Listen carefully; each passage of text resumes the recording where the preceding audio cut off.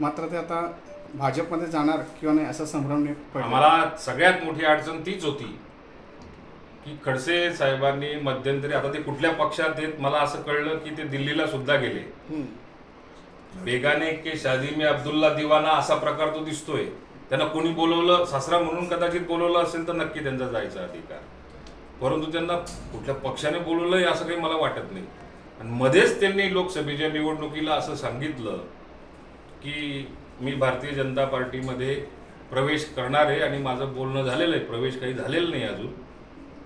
ते कदाचित तसं बोलले नसते तर रक्षाताईंचा लाख मतांनी त्या ठिकाणी अजून लीड वाढला असता, आमच्या स्मिता वाघांचा 1,00,000 मतांनी त्या ठिकाणी लीड वाढला असता।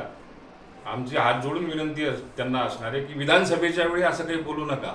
आम्हाला अंदाज आहे की जरी आज रक्षाताई या केंद्रीय स्तरावरती त्यांच्यापेक्षा चांगलं काम करून त्यांना मंत्रिमंडळामध्ये स्थान मिळालेलं आहे, तर येणाऱ्या विधानसभेमध्ये परत लेखी करता वेगळं स्टेटमेंट करायला तुम्ही सुरुवात कराल, तीच तुमची योग्य दिशा असेल, नाहीतर आमची अजून मतं कमी होतील।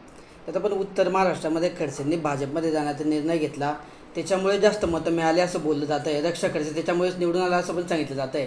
तुम्ही हे कॅल्क्युलेशन कसं करताय? मला माहिती आहे ना कोणाची प्रतिमा काय आहे, मी 30 वर्षापासून या ठिकाणी बघतोय, त्याच्यामुळे कोणाची प्रतिमा काय आहे। एखादा व्यक्ती आपल्याकडे आल्यानंतर ते घर भरल्यासारखं वाटतं, पण एखादा नाठाड माणूस जर का आपल्या घरात आला तर ते घरातले लोक घर सोडून जायला बघायला लागतात। म्हणून ज्या पद्धतीने कॅम्पेनिंग आमच्या पक्षाचं चाललं होतं, महायुतीचं चाललं होतं, महायुतीमधल्या प्रत्येक घटकाचं चाललं होतं, त्या कॅम्पेनिंगमध्ये याच्यामध्ये आपल्याकडे असं म्हटलं जातं खीरमध्ये मुळ्या घाला ना काम, तसा त्यांनी तो प्रकार केला होता।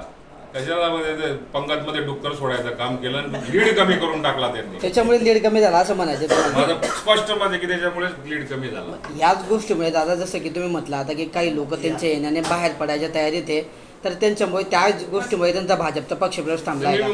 मुळात हे वाक्य याच्याकरता बोललो की त्यांचं म्हणणं असं मध्यंतरी असं होतं की भारतीय जनता पार्टीलाच ते आता तत्वज्ञान शिकवायला लागलेले होते।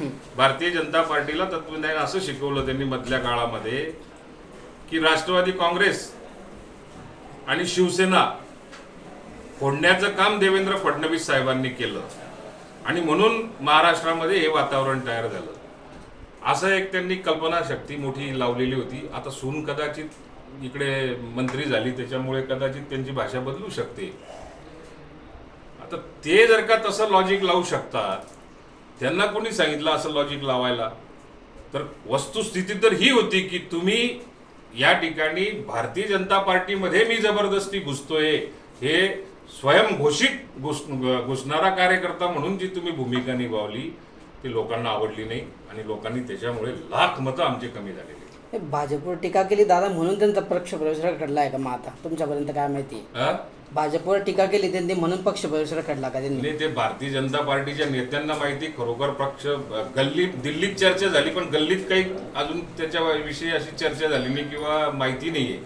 ते भारतीय जनता पार्टीने त्यांना घ्यावं नाही घ्यावं तो त्यांचा प्रश्न आहे, पण युतीमध्ये 2 पक्ष फोडून मग आपलं नुकसान होत असेल असं जर का त्यांचं म्हणणं असेल तर काही लोकांना पक्षात घेऊ नये असा सल्ला आमचा युती म्हणून काही नेत्यांना असणार। आज ते भाजपने जर त्यांना सामावून घेतलं तर त्यांच्यासोबत काम करणार का?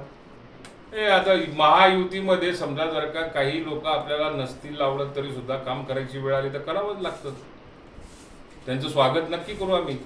पण मी जे म्हटलं की पंगतमध्ये डुक्कर सोडण्याचं काम केलं तर त्यांना विरोध सुद्धा आमच्याकडनं होईल। कार्यकर्ते म्हणून स्वागत करणार का नेते म्हणून? ते कार्यकर्तेच राहतील, ते पहिल्यांदा त्यांचा पक्ष बदलला ना। आता राष्ट्रवादी काँग्रेस पक्षामध्ये मीच त्यांना घेऊन गेलो होतो, आमदार बनवण्याकरता सुद्धा मीच प्रयत्न केलेले होते, त्याच्यानंतर ते आमदारही झाले। आता राष्ट्रवादी काँग्रेस पक्षामध्ये आता पवार साहेबांबरोबर राहण्यासाठी भूमिका त्यांनीच निभावली, त्याच्यानंतर आता परत भारतीय जनता पार्टीमध्ये जाण्याचं जर का त्यांची भूमिका असेल ते आमदार म्हणून थोडी जातील, कार्यकर्ता म्हणून जाऊ शकतात। दादा असं म्हणतो बारामतीमध्ये आज एक नवीन दादांचे बॅनर झळकलेले आहेत, युगेंद्र पवार जे त्यांचे बॅनर झळकलेले आहेत, ते आता नवीन दादा आहेत असं म्हटलं जातंय बारामती। आता ह्या योगेंद्र दादांना मी सुद्धा बघितलेलं नाही अजूनपर्यंत, हे योगेंद्र दादा कोण आहेत? असे निवडणुकीमध्ये पावसाळ्यामध्ये जशा छत्र्या उगवत असतात तशा ह्या छत्र्या तात्पुरत्या स्वरूपामध्ये येत असतात. या पावसाळ्यातल्या छत्र्या आहेत. जसा पावसाळा पुढे सप्टेंबर नंतर कमी व्हायला लागेल, व्हायला सुरुवात होईल, तसं या छत्र्या त्याच्या संपणार सुद्धा आहेत. या पावसाळ्यातल्या छत्र्या आहेत, तात्पुरत्या स्वरूपात दिसतील, नंतरच्या काळात तुम्हाला कुठेही दिसणार नाही. जळगाव जिल्ह्यामध्ये 3 मंत्रिपदं होती, आता एक मंत्रिपदाची भर पडते आहे. रक्षा खडसेंना कॅबिनेट मंत्रिपद दिलं जाणार आहे सांगितलं जात आहे, ते शपथ सुद्धा घेणार आहे. कसं पाहता? नाही, मला सर्वात जास्त आनंद झाला की तिसऱ्यांदा रक्षाताई खडसे ज्यावेळेला लोकसभेमध्ये निवडून गेल्या आणि आज मंत्रिमंडळामध्ये त्यांची शपथविधी होतोय. जळगाव जिल्हा हा मंत्र्यांनी भरलेला आता जिल्हा व्हायला लागला. राष्ट्रवादीचेही मंत्री, राष्ट्रवादीचाही मंत्री, शिवसेनेचाही मंत्री, भाजपचाही मंत्री, परत आता केंद्राचाही मंत्री.